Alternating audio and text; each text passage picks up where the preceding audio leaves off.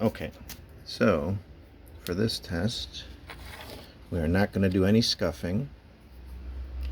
I am just putting a little bit of flux paste on the face because we want the the coin decoration, the commemorative part to show. Here's the pin back, little paste on that, and then what I do is I clamp it in my needle nose pliers, and then because I don't have a spring loaded anything, take a piece of painter's tape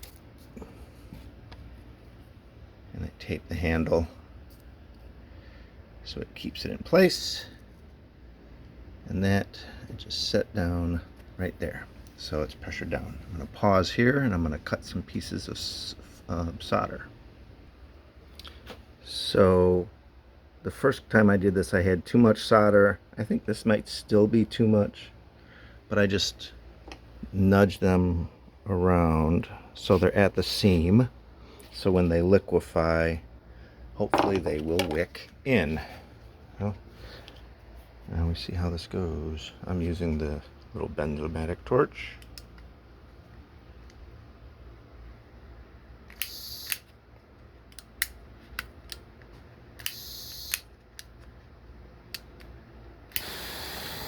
And as soon as the solder liquefies, it's usually done, so it doesn't take long.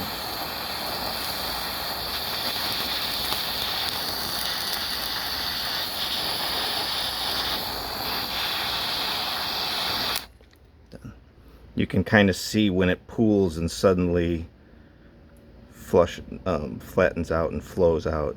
That's when it's done. And you can also see the surface color change.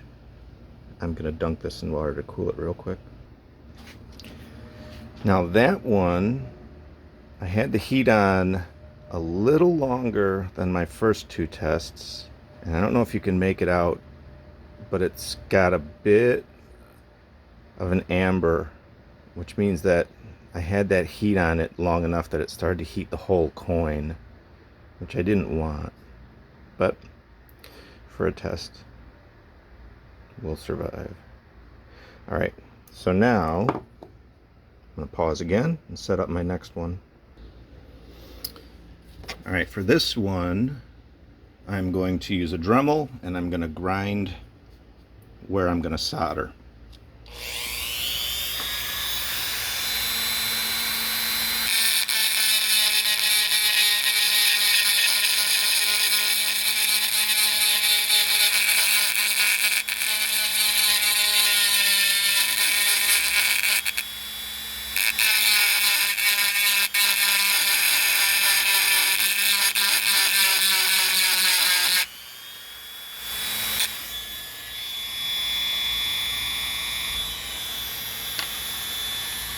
And I'm going to do the same thing to the pin back.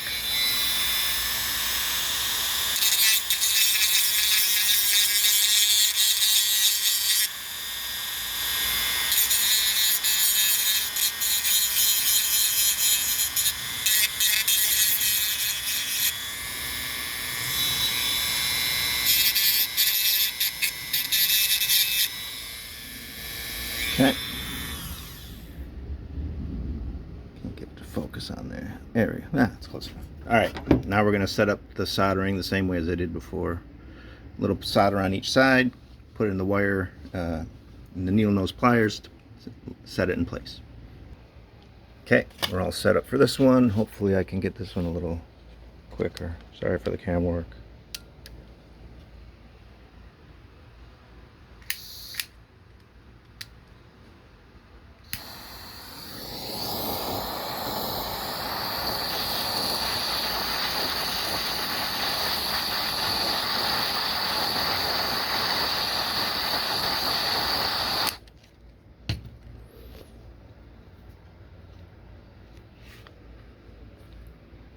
Nope. That'll learn me. So that time I took it off before the solder cured. So I'm going to try to torch it real quick.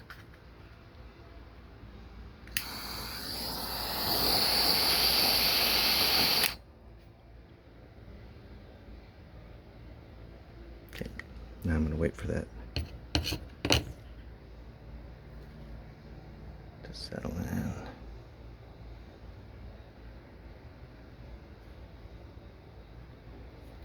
Okay. I'm going to dunk it.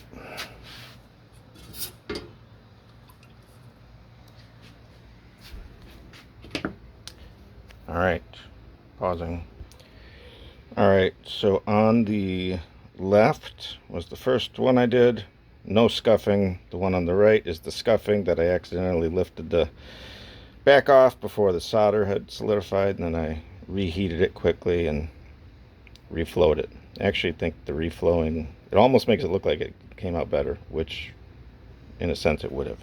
But anyway, now I'm going to try to do some kind of strength test. I'm going to make up something stupid just to see if there's any noticeable difference in how they adhered.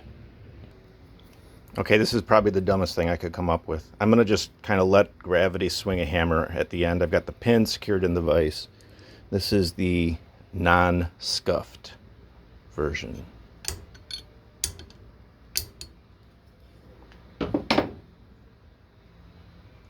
Nice and strong. So let's get a bigger hammer. Of course, we're not going to make a lot of contact here, but let's see what happens.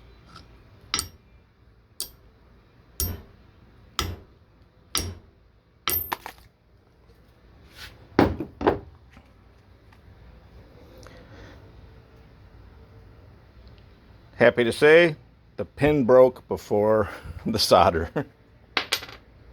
All right, pausing. Gonna set up the other one. Okay, so this is test 2. This is the scuffed coin. So I guess at this point we're only trying to see if it's worse because the first one held really well.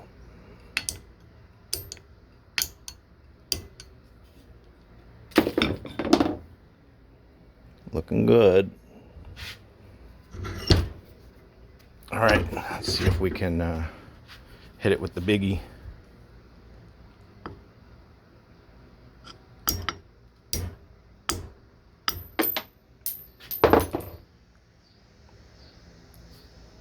I think we had the same failure at about the same point.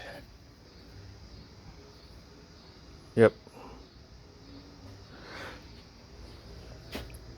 So, I guess my vote would be to say there is no apparent advantage. This is highly unscientific, but I don't see much advantage to scuffing the materials before soldering. It's possible that by not scuffing them, it took longer for the solder to flow.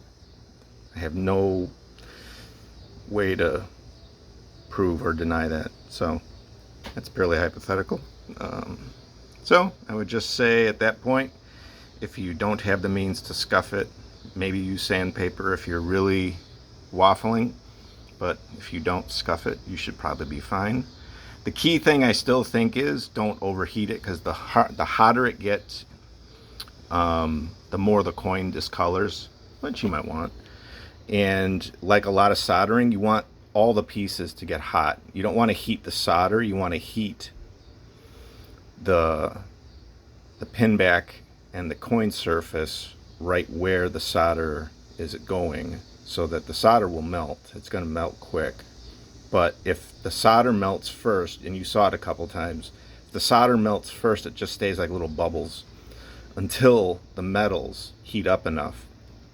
So all the time that's going on, you have like heat permeating throughout the coin and discoloring the front. So you really want to get the torch right on the pin back and on that center area, and move it. I move it around so you don't get like a one focused hot spot until the solder flows. And once it flows out like that,